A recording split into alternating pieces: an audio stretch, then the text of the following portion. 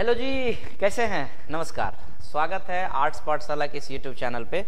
वही one shot जो हम लोगों का चल रहा है, पुराना और आपके लिए नया, उसी सीरीज का एक अगला कड़ी, चैप्टर नंबर 4 आप देख रहे होंगे, भारत की विदेश नीति। पॉलिटी, ज्योग्राफी का मैंने अभी 2-3 चैप्टर कंटिन्यू करवा दिया। अब हम सोचे कि थोड़ा सा पॉलिटी की तरफ चला जाए। फिर पॉलिटी करते हुए 11th का भी हम कुछ टॉपिक आपको कवर करवाएंगे। फिलहाल अभी 12th के टॉपिक से हम आपको रूबरू करवाते हैं। और चैप्टर आप देख पा रहे होंगे, इंडियाज एक्सटर्नल रिलेशन, और राजनीति शास्त्र का ये पॉइंट है आपका, भारत की राजनीति से संबंधित जो विदेशी संबंध है उससे रिलेटेड। तो चलिए बिना कोई समय गवाए, बिना कोई देरी के, आर्ट्स पाठशाला के इस मुहिम को हम आगे बढ़ाते हैं। चलिए, 12th का नया बैच स्टार्ट हो रहा है। जो बच्चे भी 12th में पढ़ना चाह रहे हैं, 5 जनवरी से अपने यहाँ बैच स्टार्ट हो रहा है। तो जिसने भी डिसाइड किया कि जिसने भी डिसाइड किया क्लास 12 उन्हें करना है, क्लास 12 आर्ट्स अगर उनका कहीं छूट गया है, आर्ट्स वो 11th नहीं कर पाए हैं, 12th पढ़ना चाह रहे हैं, तो वैसे बच्चे का स्वागत करता है आर्ट्स पाठशाला। आप आइए, हमारी संस्था के साथ जुड़िए और एक अच्छे रिजल्ट, एक अच्छे भविष्य, एक अच्छे इंसान बनने की तरफ आगे बढ़िए। आपको हम वचन देते हैं कि एक अच्छा गारंटी के साथ रिजल्ट तो देंगे ही, लेकिन रिजल्ट से भी ज़्यादा महत्वपूर्ण आपको एक अच्छे इंसान के रूप में बदल देंगे। तो इसी मुहिम के साथ हम लोग काम करते हैं। आर्ट्स पाठशाला स्वागत करेगा आपका 5 जनवरी न्यू बैच में। एक फिर बैच स्टार्ट होगा, वो मार्च में स्टार्ट होगा। अभी जिस बैच का हम लोग बात कर रहे हैं वो बैच है न्यू बैच 12th का, दोनों मीडियम, हिंदी और इंग्लिश। बाकी जरूरत हो, इंक्वायरी है, कर लीजिएगा आराम से। चलिए शुरू करते हैं, इंट्रोडक्शन करते हैं चैप्टर का, और चैप्टर के इंट्रोडक्शन के साथ पॉइंट को कवर करते हैं। आफ्टर गेनिंग इंडिपेंडेंस, जब हम आजाद हो गए, इंडिया जब इंडिपेंडेंस हो गया, तो स्वतंत्रता प्राप्ति के पश्चात भारत के नेताओं ने गुट निरपेक्षता की नीति के माध्यम से रचनात्मक दृष्टिकोण के साथ बाहरी मामलों में चुनौतियों को जवाब, यानी कहने का मतलब यह है कि स्वतंत्रता जब भारत को मिल गया, तो भारत को स्वतंत्रता मिलने के बाद आपको पता होगा कि भारत के प्रधानमंत्री जो हमारे पहले पंडित जवाहरलाल नेहरू, उनकी अध्यक्षता में, उनके लीडरशिप में भारत ने एक नाम, जिसको आप नॉन अलाइनमेंट मूवमेंट के नाम से जानते हैं, उसकी सदस्यता, उसकी अध्यक्षता, उसका लीडरशिप जो कहना चाहे वो भारत ने किया। और उसी को लेकर के हम अपना विदेश नीति जो है वो आगे बढ़ाए।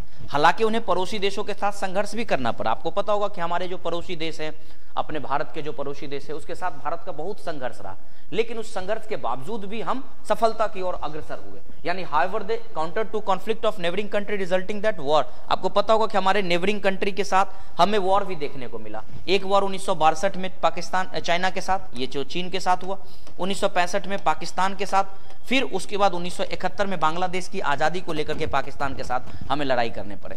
इन युद्धों के व्यापक बाहरी संबंध के साथ देश की आंतरिक राजनीति को भी आकार दिया गया। यानी देखिए, कहने का मतलब this war along with the border of external relation, ये हमारे बॉर्डर ऑफ एक्सटर्नल रिलेशन था, and spread way by the head impact on the internal politics, और ये हमारे इंटरनल पॉलिटिक्स पे भी कहीं ना कहीं क्या क्या बताइए असर डाला है।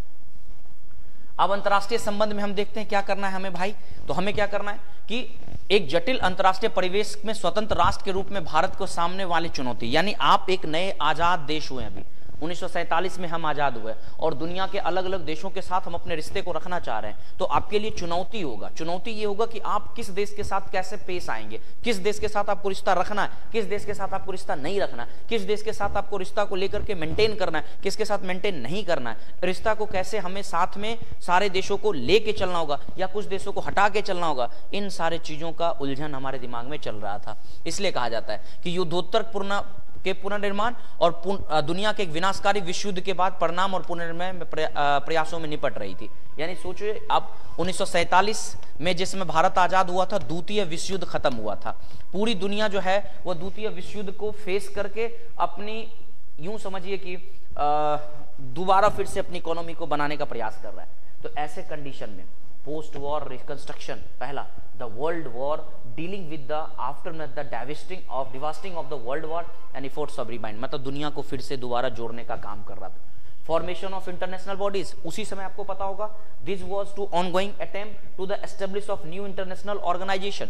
उसी समय क्या हुआ, अंतर्राष्ट्रीय निकायों का गठन किया गया। यानी उस अंतर्राष्ट्रीय निकायों के गठन का मतलब आप समझिए कि एक नया अंतर्राष्ट्रीय संगठन स्थापित किया गया, जिसका काम होता था कि दुनिया में शांति व्यवस्था को फिर से बहाल किया जाए, दुनिया में जितने भी आपस में एक दूसरे से देश लड़ रहे हैं उसको ठीक किया जा सके। इसके अलावा अंतर्राष्ट्रीय निकायों का संगठन किया जा रहा था, नए राष्ट्रों का धीरे धीरे उदय हो रहा था, नए नए देश उभर के सामने आ रहे थे, नए नए देश आजाद हो रहे थे। ये भी एक बहुत बड़ा अंतर्राष्ट्रीय स्तर पर था।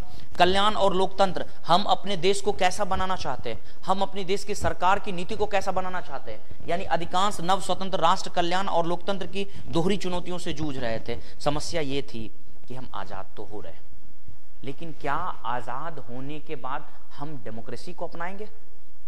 क्या आजाद होने के बाद हम लोकतंत्र को कंटिन्यू कर पाएंगे? क्या आजाद होने के बाद हम मल्टी पार्टी सिस्टम को अपनाएंगे? क्या आजाद होने के बाद सरकार इतनी सक्षम है कि वो जनता के कल्याण के लिए कल्याणकारी कार्य करेगी? ये सारी चुनौतियां थी, क्योंकि हम आजाद हुए।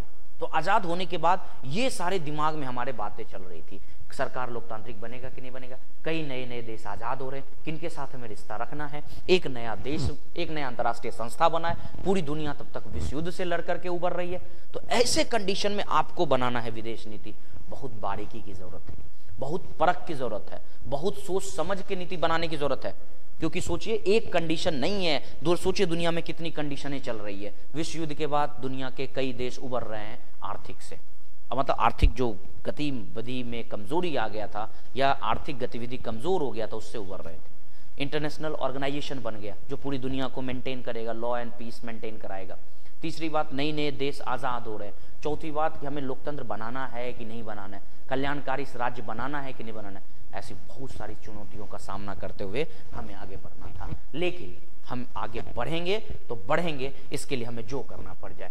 इसके अलावा दूसरी पॉइंट आती है कि स्वतंत्र राष्ट्र राज्य के रूप में भारत अपनी चुनौतियां क्या थी, हमारा अपना चुनौती क्या था। ये तो उन देशों का है जो नए नए आजाद अभी हो रहे, उनकी समस्या थी। लेकिन ब्रिटिश सरकार अपने पीछे कई अंतर्राष्ट्रीय विवादों का विरासत छोड़ गया। भैया भारत की सबसे बड़ी समस्या ये कि हम आजाद तो हुए, ब्रिटिशर ने हमें आजाद भी किया, लेकिन वो कई समस्याओं को छोड़ के चला गया, कई ऐसी समस्याएं छोड़ के गया जिससे हमें उबरना था।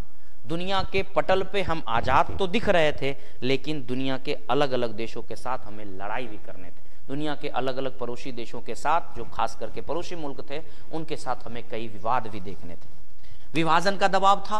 भारत विभाजन के बाद अपने स्वयं दबाव और चुनौतियों को एक सेट में पेश कर रहा था, यानी क्योंकि विभाजन हो गया, विभाजन ही नहीं बल्कि आर्थिक रूप से दबाव भी डाला गया। तो कहीं ना कहीं ये भारत के लिए सबसे बड़ा चैलेंज था। भारत की अगली चैलेंज क्या थी? हम गरीबी उन्मूलन यानी पॉवर्टी को हमें क्या करना था? एलिवेशन करना था। भारत पता होगा आजादी के बाद गरीबी की सबसे बड़ी समस्या से जूझ रहा था। ऐसे में उसकी एक चिंता ऑब्वियसली आपके दिमाग में चलेगी। जिस तरह आंतरिक और बाहरी कारक दोनों कहीं ना कहीं परिवार और व्यवहार को आकार देता है, ठीक उसी तरह से देश की विदेश नीति भी घरेलू वातावरण और अंतर्राष्ट्रीय संदर्भ में पड़े। आपने क्या देखा? आपने देखा कि जिस समय भारत आजाद हुआ उस समय एक्सटर्नल चैलेंजेस क्या क्या थे। जिस समय भारत आजाद हुआ उस समय दुनिया में क्या चल रहा था, और हम आजाद होने के बाद ऐसा नहीं कि हम बहुत बेहतर स्थिति में थे, हम आजाद होकर के अपने देश के अंदर भी कई खामियां, कई कमियां देख रहे थे। तो दोनों को एक साथ सेट करके, यानी कि एक्सटर्नल और इंटरनल यानी बाहरी और आंतरिक, दोनों को एक साथ रख के हमें नीति बनानी थी, क्योंकि दोनों चीज हमें देखना था। दुनिया भी देखना था, अपने देश के अंदर भी झांकना था। दुनिया की नीति को भी समझना था और अपने देश के अंदर जो गरीबी, बेरोजगारी है उसको भी देखना था। तो दोनों को ध्यान रखकर हमारे यहाँ विदेश नीति बनाए जाने की क्रिया शुरू की गई। और इसी की रचयिता या इसके रचयिता जो हैं वो आपको कहा जाता है किनको? पंडित जवाहरलाल नेहरू। इसलिए क्योंकि वो हमारे उस समय के प्रथम विदेश मंत्री भी थे, प्रधानमंत्री के साथ साथ विदेश मंत्री भी थे। पॉलिसी ऑफ नॉन अलाइनमेंट देखते हैं क्या कहता है। भारतीय राष्ट्रीय आंदोलन उपनिवेशवाद और साम्राज्यवाद के खिलाफ वैश्विक संघर्ष का हिस्सा था, जिसने एशिया और अफ्रीका में मुक्ति आंदोलनों को प्रभावित किया। यानी कि भारत जिस समय आजाद हुआ था, आपको पता होगा कि पूरी दुनिया दो गुट में बट गई थी, शीत युद्ध का दौर चल रहा था। साथ ही साथ साम्राज्यवाद, उपनिवेशवाद धीरे धीरे एक आगे एक पीछे हो रहा था। भारत स्वतंत्रता से पहले भारतीय राष्ट्रवादी नेताओं और अन्य उपनिवेशवाद नेताओं के बीच में संपर्क में थे और औपनिवेशिक शासन के खिलाफ अपनी लड़ाइयां लड़ रहे थे। द्वितीय विश्व युद्ध के दौरान नेताजी सुभाष चंद्र बोस जैसे नेताओं ने दुनिया के अलग अलग देशों में जाकर के अपनी प्रचार प्रसार कर रहे थे, दुनिया के अलग अलग देशों को आपस में जोड़ने का काम कर रहे थे, और उसी के तहत उन्होंने INA, जिसको आप भारतीय राष्ट्रीय सेना के नाम से जानते हैं, वह स्वतंत्रता संग्राम में भारत और प्रवासी भारतीयों के बीच में एक साथ जोड़ने का प्रयास किया, जिसको हम इंडियन नेशनल आर्मी कहते हैं, INA। किसने बनाया? सुभाष चंद्र बोस ने बनाया। और ये कब बनाया? सेकेंड वर्ल्ड वॉर के दौरान बनाया। और ये कहा जाता है कि exemplified that connection between the India and overseas India, यानी भारत के लोग और भारत के बाहर के जो लोग रह रहे उन सबको आपस में जोड़ने के लिए ये ऐसा कड़ी काम कर रहा था। भारत का जब विदेश नीति का बात आता है तो भारत की विदेश नीति स्वतंत्रता के लिए संघर्ष के आदर्शों द्वारा आकार लेती है और उसे शीत युद्ध की जटिलताओं से निपटना भी पड़ता है, जिसमें अमेरिका और USA जैसे दो देश आपस में टकराव कर रहे हैं। यानी भारत की जो विदेश नीति बननी थी वो स्वतंत्रता के लिए संघर्ष के आदर्श का आकार लेती है, क्योंकि हम संघर्ष करके आजाद हुए। हम आज़ाद कोई मखमल के बेड पे सो करके या मखमल की चादरों पर के बिछ करके या मखमलों के एक सेज बैठ बना हुआ उस पे हम लोग चल के आज़ाद नहीं हुए। हमने संघर्ष किया, तप किया, हमने जप किया, हमने लड़ाई किया, हमने आंख में आंख मिला करके ब्रिटिशर से बात किया, तब हम जाकर के आज़ाद हुए। ऐसे कंडीशन में आपको अपनी नीति बनानी है तो कहीं ना कहीं आपको वो दिमाग में रखना होगा कि हम क्यों आज़ाद हुए, हम आज़ाद हुए, हमें क्या चाहिए, इन सारे चीज़ों को लेकर के चलना था। इस युग में महत्वपूर्ण वैश्विक घटनाक्रम को भी देखें, जैसा कि संयुक्त राष्ट्र की स्थापना हुई, परमाणु हथियार का निर्माण किया गया, साम्यवादी चीन का उदय हुआ है, उपनिवेशवाद की समाप्ति हो रही है, साथ ही साथ क्या हो रहा है, उपनिवेशवाद की समाप्ति की शुरुआत हो रही है, साथ ही साथ उस जिसने भारत की राष्ट्रीय हित में राष्ट्रीयकोण, मतलब कहीं ना कहीं एक नया दृष्टिकोण बन गया, क्योंकि आपने दुनिया को पूरे बदलते हुए देख रहे हैं, अब दुनिया के नीति को आप चेंज होते हुए देख रहे हैं, तो हमें भी बदलना था। ऐसे में सबसे बड़ा रोल जाता है किनको? नेहरू जी का। 1946 से 1964 तक नेहरू जी विदेश नीति के प्रभारी थे। अगर आपसे पूछा जाए कि प्रथम विदेश नीति के जो मतलब या प्रथम विदेश मंत्री कौन थे, तो नेहरू जी थे। नेहरू जी की विदेश नीति का ध्यान कड़ी मेहनत से हासिल की गई संप्रभुता को बना के रखना था। देखिए, सॉवरेनिटी को बना करके रखना बहुत ज़्यादा जरूरी था, ताकि दूसरा देश कोई बाहरी हस्तक्षेप अब ना करे, अब हमारा डिसीजन हम ले सके, हमारे डिसीजन में अब थर्ड किसी का रोल ना हो सके। संप्रभुता का मतलब यही होता है डिसीजन हम खुद ले सके। साथ ही साथ जो हमारी क्षेत्रीय अखंडता है इसकी भी रक्षा करने, यानी कोई अब देश आके तोड़े ना, हमारी जो अपनी शक्ति है, ताकत है, उसको दूसरा कोई ब्रेक ना करे। साथ ही साथ हमें आर्थिक विकास में भी तेजी लानी थी। ये सब चीज़ों पर जोर देना था। विदेश नीति बनाते समय उनके 3 चीज़ों पर बहुत ज़्यादा फोकस था। पहला सॉवरेनिटी पे, दूसरा यूनिटी पे कि ताकि यूनिटी ब्रेक ना हो, और तीसरा डेवलपमेंट पे। इसलिए शब्द को जरा गौर करिए, sovereignty, protect territorial of integrity, यानी जिसको हम बात करते हैं यूनिटी का बात करते हैं, और fostering for rapid economic growth, यानी हमें क्या करना था? तेजी से विकास करना था। इस तथ्य के बावजूद भारत के कई नेता चाहते थे कि भारत अमेरिका समर्थक विदेश नीति का पालन करे। अब इनमें कई लोग आते हैं जो कहते हैं कि भारत को विदेश नीति बनाना है तो हाँ बनाइए, आप अमेरिका जैसी नीति बना लीजिए, आप अमेरिका के करीब चले जाइए, अमेरिका जैसी दुनिया को मॉडल दे रहा है, आप उसी मॉडल को फॉलो कर लीजिए। कई लोग कहें कि हट बेवकूफ़, उसका क्यों फॉलो करे, USSR को फॉलो करो। क्यों? क्योंकि उसकी साम्यवादी समाजवादी नीति है, तो कुछ कह रहे हैं कि उसको फॉलो करो। नेहरू जी ने क्या किया? गुट निरपेक्षता की रणनीति के माध्यम से विदेश नीति को बनाना शुरू किया। वो बोले ना हम उधर जाएंगे, ना हम इधर आएंगे, यानी ना हम US की तरफ जाएंगे, ना हम USSR की तरफ आएंगे, भैया हम एक नया रास्ता बनाएंगे, यानी 2 आग के बीच में हम एक पानी का दरिया बहाएंगे। सोच के देखिए, 2 आग उबल रहा है देश, दुनिया के अलग अलग देश एक दूसरे में कूदे हुए, लेकिन भारत बोला कि नहीं, हमें एक मार्ग ऐसा बनाना है जो दुनिया को उबाले नहीं बल्कि ठंडा करे। और ऐसा ठंडा करने के लिए उन्होंने एक नीति बनाई जिसको आप गुट निरपेक्ष की नीति के नाम से जानते हैं। 2 खेमों से दूरी, भारत का साफ कहना है कि भैया हमको किसी खेमे में नहीं जाना, ना तो हमको US की तरफ चलना है, ना ही हमको USSR की तरफ चलना है, हमको एकदम पूरी तरह से स्वतंत्र रहना है। यानी भारत अमेरिका और सोवियत संघ द्वारा एक दूसरे के खिलाफ जा रहे सैन्य गठबंधनों से बाहर होकर रहना चाहता था। भारत की स्वतंत्रता की महत्वाकांक्षा और गुट निरपेक्षता की रणनीति अमेरिका को पसंद नहीं आई। अमेरिका ने ऑफर दिया कि भारत तुम आज़ाद हुए हो, आ जाओ मेरे साथ। भारत बोला अरे मूर्ख, हम नहीं आएंगे तुम्हारे पास। इसलिए नहीं आएंगे क्योंकि हम बनाएंगे अपना रास्ता, हमको बनाना है अपना एक मंजिल, वहीं पर पहुंचना है हमें उसके लिए जो भी कठिनाई का सामना करना पड़े हम वो करेंगे, लेकिन तुम्हारे साथ, तुम्हारे गोद में, तुम्हारे साथ चलने के लिए हम तैयार नहीं हैं। इसलिए भारत की इस रणनीति से अमेरिका खफा भी हुआ तो हुआ, हमको उससे कोई लेना देना नहीं है। देखो दिया भी, India independence ambition of to the non alignment strategy did not go down with the US, यानी यूएस को ये रास नहीं आया। 1950 के दशक में भारत के विभिन्न अंतर्राष्ट्रीय मुद्दे पर स्वतंत्र रुख अपनाया और दोनों शक्ति समूह देश को सहायता और सहयोग प्राप्त कर सका। स्वतंत्र रुख और यूएसएसआर के साथ उसके बढ़ते संबंध से अमेरिका की भावनाओं की आहत हुई। हाँ, थोड़ा बहुत हम चूंकि सोशलिस्ट सोसाइटी बनाना चाहते थे, समाजवाद की तरफ थोड़ा सा मुड़ चुके थे, तो कहीं ना कहीं ऐसा लगता था कि हम थोड़ा सा रूस की तरफ ज़्यादा अटैच हो रहे हैं, तो ये कहीं ना कहीं उसको गवारा नहीं था। कहीं ना कहीं कह सकते हैं कि यूएस के लिए थोड़ा सा ये अनडाइजेस्टेबल था। नतीजन ये हुआ कि 1950 के दशक में भारत और अमेरिका के बीच का तनाव का माहौल बना रहा है। अब आपसे एक सवाल पूछा जाए, बिहार बोर्ड ही पूछ दे आपसे, सीबीएसई बोर्ड ही आपसे पूछ दे कि ऐसा क्या कारण था कि great deal of tension in the Indo US relation in 1950s, यानी 1950 के दशक में भारत और अमेरिका के संबंध में काफ़ी तनाव थे, इसका क्या कारण है? तो आप सीधा सा लाइन कहिएगा कि 1950 के दशक में भारत ने विभिन्न अंतर्राष्ट्रीय मुद्दों पर स्वतंत्र रुख रखा और दोनों शक्ति समूह के सदस्यों के साथ सहायता और सहयोग प्राप्त किया, परंतु भारत के स्वतंत्र रुख और यूएसएसआर के साथ उसके थोड़ा बढ़ते हुए संबंध, यानी यूएस के साथ थोड़ा हमारा संबंध बढ़ इसलिए रहा क्योंकि हम थोड़ा सा उसकी नीतियों को पालन करना चाहते थे, हम समाजवाद की तरफ मुड़ना चाहते थे। यही वजह था कि 1950 के आसपास में भारत का अमेरिका के साथ थोड़ा टेंशन ज़्यादा मिला। हम अपने देश को आज़ाद तो कर ही लिए, एशिया के देश की आज़ादी में भी बहुत बड़ा रोल प्ले कर रहे थे, अफ्रीका की आज़ादी में भी बहुत बड़ा रोल प्ले कर रहे थे, और हम दोनों ने मिल के, यानी एशिया और अफ्रीका दोनों ने मिल करके एक सम्मेलन कराया। सम्मेलन का नाम रखा एफ्रो एशियन यूनिटी, यानी एफ्रो एशियन एकता।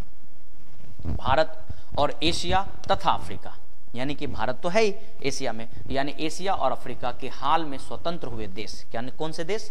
जो स्वतंत्र हो रहे हैं, जो स्वतंत्र हुए हैं, जो भी नव स्वतंत्र देश हैं, उन सब की सरकारों को आपस में संपर्क करके एक बीच से रास्ता निकालने की बात की गई और उसके बाद नेहरू युग के दौरान यह स्थापित हुई।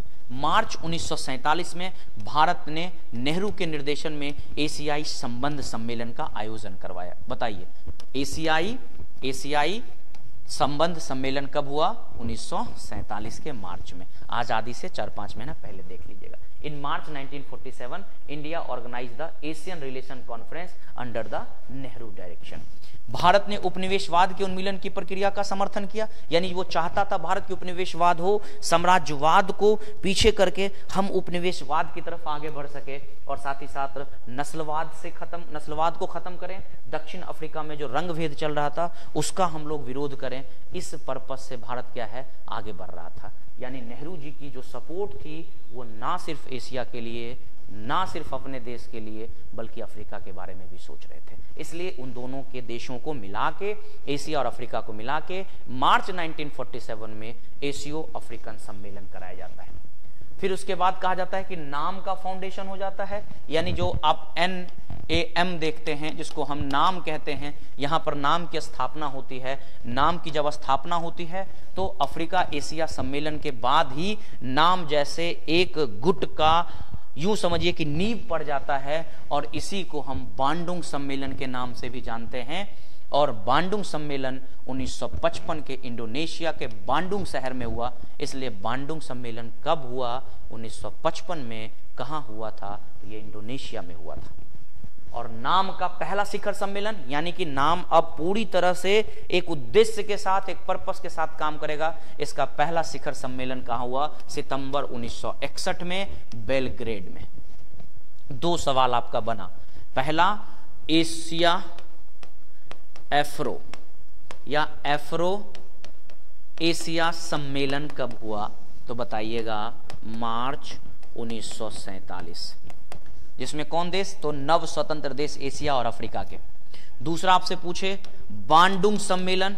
एक्चुअली में बांडुंग जो सम्मेलन है वो कह सकते हैं नाम का नींव है वो। और बांडुंग सम्मेलन कब हुआ? 1955 में। कहाँ है? इंडोनेशिया में। और तीसरा, नाम का पहला सम्मेलन, नाम का नॉन अलाइनमेंट मूवमेंट जिसको आप बोलते हैं गुट निरपेक्ष, इसका पहला सम्मेलन कब हुआ? इसका पहला सम्मेलन 1961 के सितंबर में आयोजित हुआ। तो मित्रों, आई होप आप समझ पा रहे होंगे मेरी बातों को। चीन के साथ भारत का फिर ये तो नाम बना लिए, अब पड़ोसी देशों के साथ थोड़ा रिश्ते को देखते हैं। भारत साम्यवादी सरकार को मान्यता देने वाले पहले देशों में से एक था और अपनी स्वतंत्रता की शुरुआत से ही चीन के साथ काफी सौहार्दपूर्ण रिश्ते थे, यानी चीन के साथ हमें कोई दुश्मन नहीं था। भैया चीन, हम आपके दोस्त हैं, आप भी हमारे दोस्त हैं, ऐसा हम उम्मीद करके दोनों आगे चल रहे थे। नेहरू के कुछ सहयोगी जैसे वल्लभ भाई पटेल का साफ कहना था कि भारत को चीन के साथ कड़ा रुख अपनाना होगा, यानी भारत को चीन के साथ आप इतने अच्छे रिश्ते मत बनाइए कि आगे चल करके आपको समस्याओं का सामना करना पड़ सकता है। इसलिए वो शुरू में ही कहते थे कि हम इस रिश्ते से थोड़ा डरे हुए हैं, हम इस रिश्ते से थोड़ा खफा हैं, क्योंकि चीन कभी भी आपका सगा नहीं होगा, चीन सगा हो ही नहीं सकता है, चीन हमेशा आपके पीछे वार करेगा, ऐसा पहले से ही संदेश क्या बोलते हैं उसको, अंदेशा था किनको, वल्लभ भाई पटेल को। इसलिए देखो लिखा भी है कि सरदार वल्लभ भाई पटेल भविष्य में संभावित चीन आक्रमण के बारे में चिंतित थे, लेकिन नेहरू को लगा कि यह असंभव है, कभी भारत को चीन के साथ कभी खराबी झेलना पड़ ही नहीं सकता है। लेकिन वल्लभ भाई पटेल हैं भैया, लेकिन इन दोनों के बीच में इसलिए रिश्ता खराब ना हो, आगे चल करके हम सब एक अच्छे रिश्ते को कायम कर सके, अच्छे रिश्ते को एक अंजाम दे सके, इसको लेकर के किया गया पंचशील समझौता। तो क्या बोलेंगे बुआ, पंचशील समझौता। पंचशील समझौता दो देशों के बीच हुआ, किसके बीच हुआ, भारत और चीन के बीच हुआ, जिस पर चीनी प्रधानमंत्री जॉन एनलाई, याद रखिएगा, और भारतीय प्रधानमंत्री नेहरू जी। पंचशील समझौता किन के बीच हुआ, तो जॉन एनलाई और भारत के प्रधानमंत्री कौन, पंडित जवाहरलाल नेहरू के बीच हुआ। और ये जो हुआ ये 29 अप्रैल 1954 को हस्ताक्षर किया गया और शांतिपूर्ण सह अस्तित्व के 5 सिद्धांतों पर हमने काम किया। हम एक दूसरे का मदद करेंगे, एक दूसरे की इंटीग्रिटी पे यानी एक दूसरे की एकता अखंडता को बना के रखेंगे। आपकी इंटरनल मैटर पे हमारा कोई हस्तक्षेप नहीं होगा, हम आपकी आंतरिक मामले में कहीं कोई हस्तक्षेप नहीं करेंगे। कुल मिलाकर के हम दोनों एक दूसरे का दोस्त बनेंगे। सिंपल सा लाइन समझिए। इसी को हम 5 प्रिंसिपल के नाम से भी जानते हैं। ये इसलिए किया गया ताकि भारत और चीन के रिश्ते को और ज्यादा मजबूत किया जा सके। तो पंचशील समझौता 1954 में हुआ, किसके बीच हुआ, भारत और पाकिस्तान, भारत और चीन के बीच में हुआ। जॉन एनलाई जो वहां के प्रधानमंत्री थे और भारत के उस समय कौन थे, याद रखिएगा, भारत के पंडित जवाहरलाल नेहरू थे। दूसरी तरफ चलते हैं। तिब्बत एक क्षेत्र है, आपको पता होगा कि आपने समझौता कर लिया, लेकिन उस समय तिब्बत हुआ करता था। अब क्या हुआ कि भारत और चीन के बीच जो ऐतिहासिक रूप से शत्रु का मेन कारण बना, वो बना तिब्बत। यानी भारत और चीन के बीच में आपसे पूछा जाए कि शत्रुता का मेन कारण कौन रहा, तो कहिएगा तिब्बत। कारण यह था कि तिब्बत एक मध्य एशियाई क्षेत्र का पठारी क्षेत्र है। 1954 में जब पंचशील समझौता हुआ तो भारत ने तिब्बत पर चीन के दावे को स्वीकार कर लिया। चीन ने दावे कर दिया तिब्बत पे, बोला कि तिब्बत हमारा है। तो भारत बोला जाई दो भाई, तुम्हारा है, तुम रखो, हमको उससे कहीं कोई मतलब नहीं है, हम स्वीकार कर लेते कि आपका ये क्षेत्र है, चलिए कोई दिक्कत नहीं है। 1959 में तिब्बती के अध्यापक, क्या हुआ कि तिब्बत को जब उसने कंट्रोल किया, भारत को इससे कोई समस्या नहीं हुई। लेकिन 1957 आते आते 55, 56, 57 आते आते वहां पर आक्रमण होने लग गया। यानी आप इस बात को समझिए कि चीनी जो कुछ घुसपैठ हैं वो तिब्बत की ओर घुस गए और तिब्बत में जाकर के तिब्बत के धर्म के लोगों को, यानी जो बौद्ध धर्म मानते थे, उनको अपने धर्मों में परिवर्तन करना या वहां पर पूरी तरह से प्रशासनिक जो कहना चाहिए कंट्रोल करना शुरू कर दिया। ऐसे में उस समय के जो धर्मगुरु थे तिब्बत में बौद्ध धर्म के, दलाई लामा, उन्होंने भारत से शरण मांगी कि भैया हमें बचा लो, क्योंकि हमें प्रताड़ित किया जा रहा है, हमारे धर्म के साथ खिलवाड़ किया जा रहा है और हमारे क्षेत्र को कंट्रोल किया जा रहा है। ऐसे कंडीशन में 1954 में पंचशील समझौता के बाद भारत तिब्बत पर चीन के दावे स्वीकार कर लिए और 1959 में तिब्बत के आध्यात्मिक नेता दलाई लामा को भारत, अब जब भारत से उसने मांग ली शरण कि भैया बचाइए, त्राहिमाम त्राहिमाम, हमें बचाया जाए, हम बर्बाद हो रहे हैं, हमारी समस्याएं सुनी जाए, तो भारत बोला आइए, आपका हार्दिक हार्दिक हार्दिक स्वागत है। और भारत ने हिमाचल प्रदेश, आप नाम सुने होंगे, वहां पर एक बहुत बड़ा, यूं समझिए कि शरणार्थियों के लिए एक आवास टाइप का बनाया गया, जिससे आप नाम सुनते होंगे, एक शब्द सुनते होंगे, क्या, तो आप जैसे कहते हैं ना, कोई मेहमान आपके यहाँ जाते हैं, कोई गेस्ट आ जाते हैं, तो आप सुनते होंगे धर्मशाला, है ना, सुने ही होंगे, है ना। तो इस तरीके से बनाया गया। और ये किसके लिए बनाया गया भैया, तो ये बनाया गया तिब्बत के दलाई लामा जो थे उनको शरण दिया। जैसे ही शरण दिया, चाइना खड़ा हो गया। कि तुम हमारे आंतरिक नीति में, आंतरिक मतलब जो हमारी एक तरीके से व्यवस्था है उसमें तुमने हस्तक्षेप किया। यहीं से भारत और चाइना के बीच की दूरी बढ़ती चली जाती है। यानी भारत चाइना के बीच की दूरी का बढ़ने कारण कौन था? तिब्बत था। इस वजह से चीन ने मन ही मन एक विचार बनाते बनाते एक समय आ गया भारत पे आक्रमण कर लिया। यानी 1950 में चीन तिब्बत को कब्जा कर लिया था। दोनों देश के बीच में लंबे समय से चली आ रही बाधा समाप्त हो गई। दलाई लामा की विवाद ने आग में घी डाल दिया। भारत एक्सेप्ट कर लिया कि चलो तिब्बत तुम्हारा है, लेकिन दलाई लामा का जब मामला हुआ तो वो मान लिया कि ये हमारे साथ गलत हुआ है और चीन ने भारत के 2 क्षेत्रों पर अपना दावा ठोक दिया। एक जम्मू कश्मीर का क्षेत्र, लद्दाख क्षेत्र का चीन है, अक्साई चीन क्षेत्र नाम है, और उत्तर पूर्वी सीमांत जिसको आप नेफा कहते हैं अरुणाचल प्रदेश में, उन दोनों को कह दिया ये हमारा है। ये किसका है भैया? तो ये हमारा है। अब भारत इतनी आसानी से थोड़ी कह देगा कि हमारा है, ये आपका है तो हम कैसे मान लें आपका है। तो चीन ने क्या कर दिया कि भारत जब इस बात को एक्सेप्ट नहीं कर रहा था तो चीन ने क्या किया, 1962 में इस पर आक्रमण कर दिया। यानी कि चीन ने अक्टूबर 1962 में दोनों विवादित क्षेत्रों पर तेज, 2 विवादित क्षेत्र कौन कौन है? 2 विवादित क्षेत्र, एक नेफा, एक नॉर्थ फ्रंटियर ईस्टर्न जोन के हम लोग उसको नाम से जानते हैं एजेंसी के नाम से, और दूसरा कौन हो गया आपका अक्साई चीन जो कि लद्दाख वाला क्षेत्र है। 1962 में विवादित क्षेत्र पर तेजी से बड़े पैमाने पर आक्रमण किया और चीन युद्ध ने भारत की छवि को, घर और विदेश को नुकसान दोनों पहुंचा दिया। भारत को संकट से उबरने के लिए अमेरिका और ब्रिटिश ने सैन्य सहायता लेनी पड़ी। भारत को मदद लेना पड़ा ब्रिटिश से, अमेरिका से। इस समय थोड़ा अमेरिका से भारत के रिश्ते थोड़े मजबूत हुए और उसी के बाद थोड़ा बहुत भारत को आर्थिक मदद के तौर पे गेहूं वगैरह भी सप्लाई करना शुरू किया था। संयुक्त राष्ट्र संघ पूरे संघर्ष के दौरान तटस्थ बना रहा। हालांकि संयुक्त राष्ट्र संघ यूएसएसआर इस पर कहीं कोई जवाब नहीं दिया। तटस्थ बने रहने का मतलब है कि ना हमारे तरफ था ना उसके तरफ था, उसने अपने डिसीजन को न्यूट्रल रखा और इस तरह राष्ट्रीय अपमान की भावना को जन्म दिया। लेकिन साथ ही साथ राष्ट्रवाद की भावना पैदा हो गई, यानी हमें अब बदला लेने की भावना पैदा हो गई और हमें लगा कि चीन हमारे साथ गलत किया है। उसके बाद हमने सैनिक और सैन्य क्षेत्रों में काफी अधिक खर्च भी करने शुरू कर दिए। युद्ध के बाद क्या हुआ भैया? युद्ध 62 में खत्म हो गया। सत्ता की मौजूद जो सरकार थी उस पर दबाव डाल दिया कि बताइए कैसी सरकार चलाते हैं, आपको पहले से पता है कि चीन के साथ रिश्ते खराब हो गए, फिर भी आप मीठी मीठी बातें कर रहे हैं, नहीं चलेगा ऐसा काम। अच्छा एक और बात, जब पंचशील समझौता हो तो उसमें एक स्लोगन दिया गया था, हिंदी भाई चीनी चीनी, सॉरी हिंदी चीनी भाई भाई करके, है ना। पहली बार उनके खिलाफ लोकसभा में अविश्वास, सोचिए पहली बार नेहरू जी के खिलाफ अविश्वास प्रस्ताव लाया क्योंकि सबका जिम्मेदार नेहरू जी को बनाया गया। उस पर बहस हुई। तुरंत बाद में कांग्रेस लोकसभा के कई महत्वपूर्ण जो उपचुनाव थे वो हार गए क्योंकि सब जनता ने मान लिया कि ये सब नेहरू जी की वजह से हुआ, कांग्रेस की वजह से हुआ, इसलिए कांग्रेस की इस नीति का उन लोगों ने विरोध कर दिया। विपक्षी दलों पर भी प्रभाव पड़ा। चीन भारत के संघर्ष और चीन सोवियत संघ के बीच बढ़ती खाई के कारण भारतीय कम्युनिस्ट पार्टी आपस में टूट गई। यानी कुछ लोगों का मानना था कि चीन जो किया वो सही किया, कुछ लोग का मानना था चीन जो किया गलत किया। तो भारत में जो कम्युनिस्ट पार्टी है, जो कहीं ना कहीं सोवियत संघ और चाइना की मॉडल से बनी हुई व्यवस्थाएं हैं, जब उसको हम लोग एक तरफ देखते हैं तो हमें यह पता चलता है कि भारत और चीन दोनों के बीच में रिश्ते खराब हुए, नो डाउट, लेकिन इससे कम्युनिस्ट पार्टी टूट गई और कम्युनिस्ट पार्टी उसी समय टूट करके सीपीआई और सीपीआई-एम में बदल गई। साथ ही साथ हम देखते हैं युद्ध का, अगर आपसे पूछा जाए बताइए युद्ध के बाद क्या क्या हुआ तो आप बताते जाएगा युद्ध के बाद ये हुआ। इसके अलावा 1964 में युद्ध के बाद ये हुआ कि पार्टी टूट गई, 2 पार्टी बन गई, सीपीआई और सीपीआई-एम करके। तो याद रखिएगा सीपीआई-एम कब बना? 1964 में। फिर पूर्वोत्तर राज्यों का पुनर्गठन हुआ। नागालैंड राज्य को दर्जा दे दिया गया, जबकि मणिपुर त्रिपुरा हालांकि अभी भी केंद्र शासित प्रदेश थे और अपनी विधानसभाओं का चुनने का अधिकार दिया गया। यानी कि नागालैंड को क्या कर दिया गया बताइए? एक राज्य का दर्जा दे दिया। ये सब कब हुआ? युद्ध के बाद हुआ। फिर अब आते हैं भारत का विदेश नीति में, आप पढ़ेंगे भारत और पाकिस्तान को लेकर के। यानी कश्मीर विवाद वह है जिसमें आजादी के तुरंत बाद पाकिस्तान के संघर्ष को जन्म दे दिया। आपको पता होगा कि भारत और पाकिस्तान के बीच का लड़ाई का कारण भारत और पाकिस्तान का विभाजन ही रहा।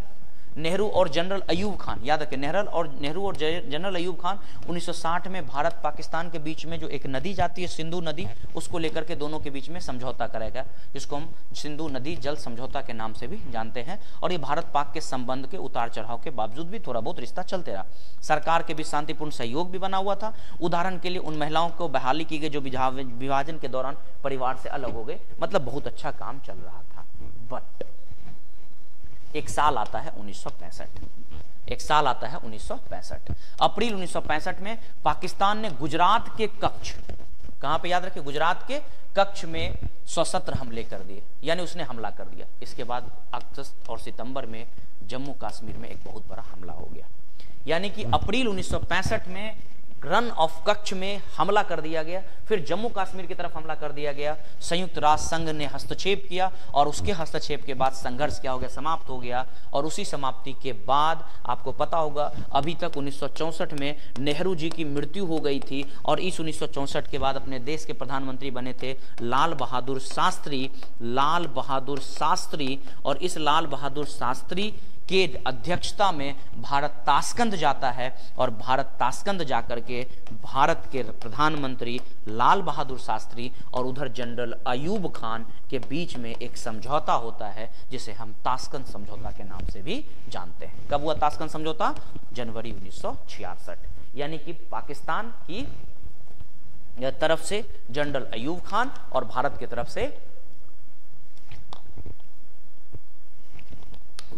से कौन, क्या नाम है उनका, प्रधानमंत्री लाल बहादुर शास्त्री, ये दोनों मिलकर के क्या करते हैं, एक समझौता करते हैं। हालांकि इसी समझौते के बाद लाल बहादुर शास्त्री की मृत्यु भी हो जाती है। और ताशकंद कहाँ है? उज्बेकिस्तान की राजधानी है। फिर एक और वार हो जाता है 1971 में बांग्लादेश, क्योंकि बांग्लादेश का विभाजन होता है।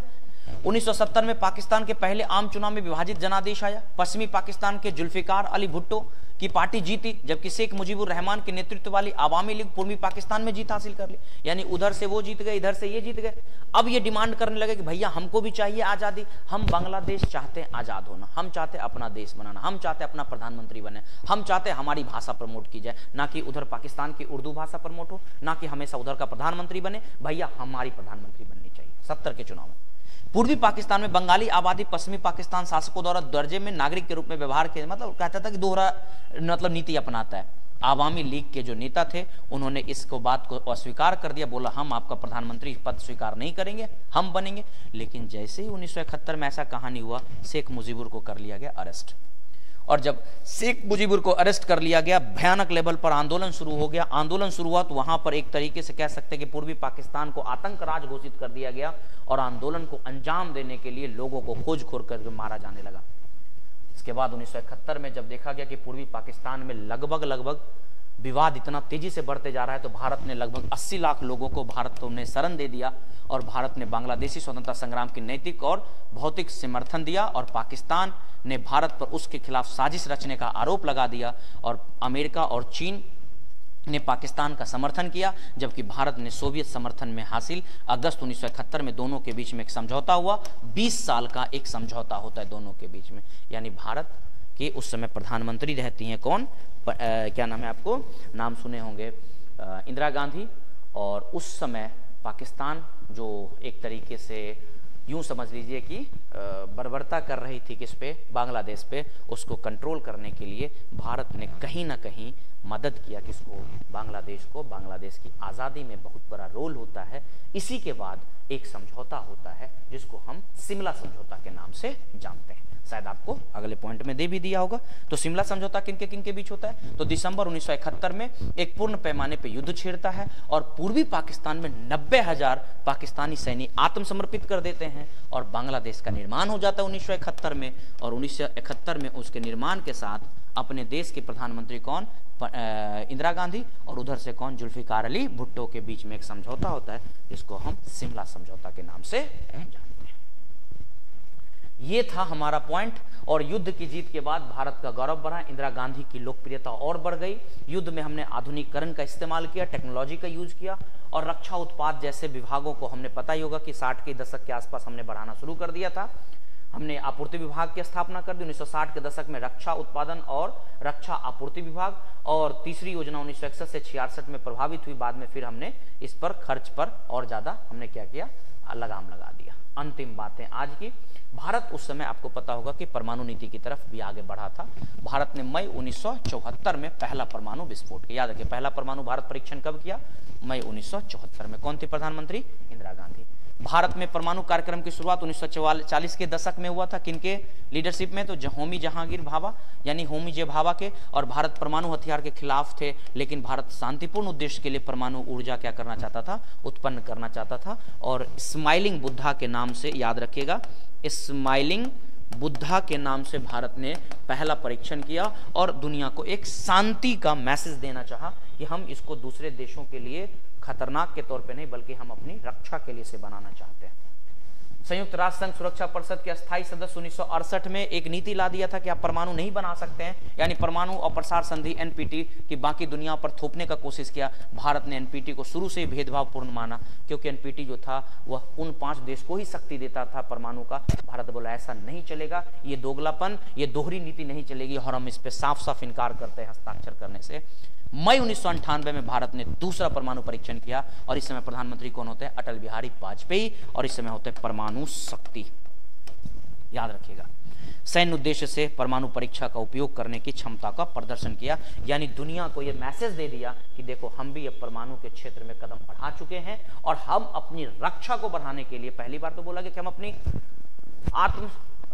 यूं समझिए कि निर्भरता को बढ़ा रहे हैं लेकिन इस बार दुनिया को साफ मैसेज दे दिया कि हम अब क्या, अब हम परमाणु सिर्फ और सिर्फ आत्मरक्षा के लिए नहीं बल्कि दुनिया को एक मैसेज भी देना चाहते हैं। तो आई होप आपको ये चैप्टर मजा आया होगा, आपको चैप्टर ये पसंद आया होगा। अगर ये पसंद आ रहा है, अगर ये अच्छा लग रहा है तो थोड़ा चैप्टर आगे तक आप लोग पढ़ाइए, बढ़िए, पढ़िए, और कुछ अगर आपको अच्छा लगे तो कमेंट करिए, बुरा लगे उसको भी कमेंट करिए ताकि हम कुछ और बेहतर काम कर सके, क्योंकि कमेंट आने से काम करने में थोड़ा सा आसानी होता है, सहूलियत होता है और हम कुछ अच्छे से काम कर सके। बाकी आप सब मिलिए अगले वीडियो में, आप वेट करिए, कल ही आपको वीडियो मिलेगा। तब तक के लिए पढ़ते रहिए, बढ़ते रहिए और अच्छे से तैयारी करते रहिए। मिलते हैं हम लोग अगले वीडियो में। Thank you so much.